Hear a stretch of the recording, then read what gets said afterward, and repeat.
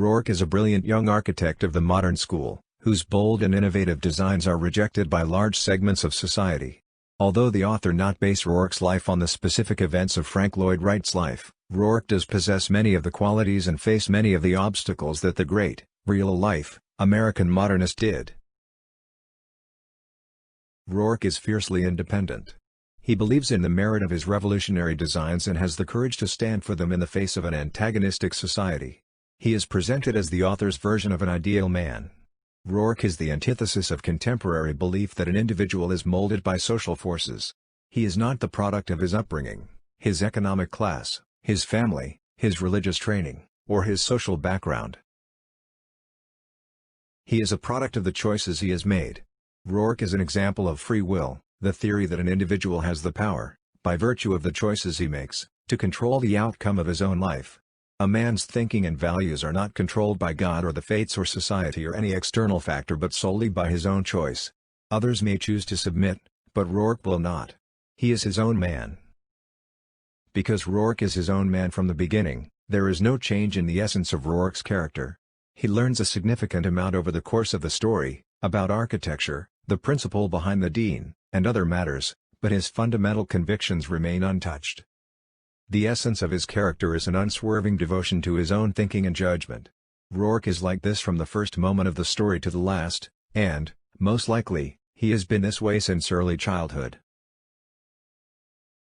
An independent man like Roark learns a great deal of content in his life. Indeed, because of his commitment to the fullest use of his own mind, he is the only type of person who can.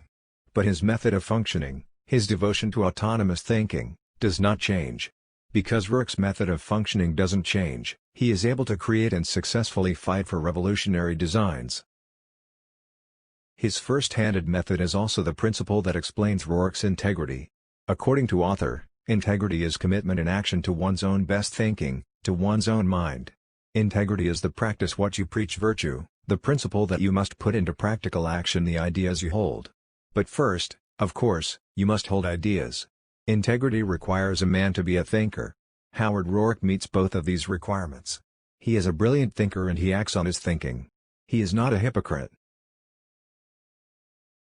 Further, Roark is a selfish man, in the positive sense that author means this. He is true to his values, to his convictions, to his thinking, to his mind, to his self. When the board of the Manhattan Bank building wants to alter his design, Roark rejects the proposal for the new design, calling his behavior the most selfish thing you've ever seen a man do. Despite being destitute, he gives up a lucrative, publicity-generating commission in order to stand by the integrity of his design, and he calls this selfish. To be true to his self, a man must first have a self. He must think independently, he must judge, he must form values and he must act in pursuit of those values. He must never sacrifice them. This is exactly what Roark does. The integrity of his design is far more important to him than the money or recognition that will accrue from the commission.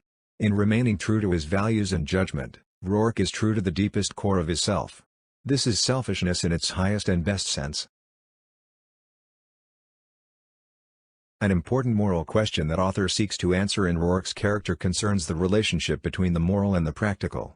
Many people in real life, as well as Gail Wynand and Dominique Fringone in the novel, believe that practical success requires a betrayal of an individual's moral principles. It is often said that to succeed one must play the game, or conform to the practices of one's company or profession even if one finds them unethical. To hold to one's scruples, according to this way of thinking, results only in loss of job or income, in a failure of some form. But in the Fountainhead, author builds a convincing argument that this cynical view is false. Howard Roark, author shows, is both a moral man and a practical man. His strength of character is demonstrated throughout the story. He is fully committed to the artistic integrity of every one of his designs, and he takes a laborer's job in a granite quarry rather than compromise on the smallest detail of his building. Integrity means conscientious commitment, in action, to the principles held by your own mind, and Roark exemplifies this virtue consistently, including when faced with destitution. Further, he is also a practical man. Roark, above all other characters in the novel, is a candid giant of supreme competence. He excels at every aspect of building, from design to construction, and by the novel's end, he has achieved a significant commercial success. He is now established, on his own terms, in the field of architecture. That Roark is both a moral and a practical individual should be clear. But the most original aspect of author's presentation of Roark is that he is practical because he is moral, that these two qualities exist in a causal relationship. Roark's moral stature is based on his commitment to his own mind regarding all issues of his life. He recognizes that human beings must rely on their minds for survival, that where animals employ such characteristics as speed of foot, size, strength, claws and fangs, wings, and/or fur in order to survive, man cannot rely on these physical attributes. He must be a thinker to grow food, build houses, manufacture clothes, and perform the other creative actions necessary to prosper on earth. But the mind is an attribute of the individual, just as there is no group stomach to digest for men collectively, so there is no group mind to perform collective thinking. Each man must accept responsibility for his own thinking and his own survival. Each must be sovereign in living by his own most conscientious judgment. If a man sincerely, in his most scrupulously honest judgment, believes a claim to be true, then he must hold to this belief even though all of society opposes him. To be a thinker means to go by the factual evidence of a case, not by the judgment of others. To be a thinker means that if a man recognizes the perfection of an architectural design, he must not compromise it merely because others oppose him. Such willingness to live by his own thinking is independence and integrity. This is virtue.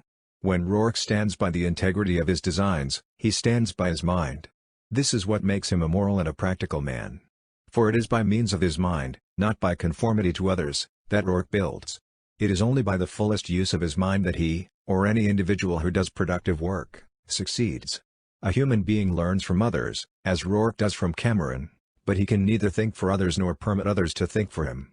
Any productive activity, including the construction work performed by Roark's friend, Mike Donegan, requires understanding.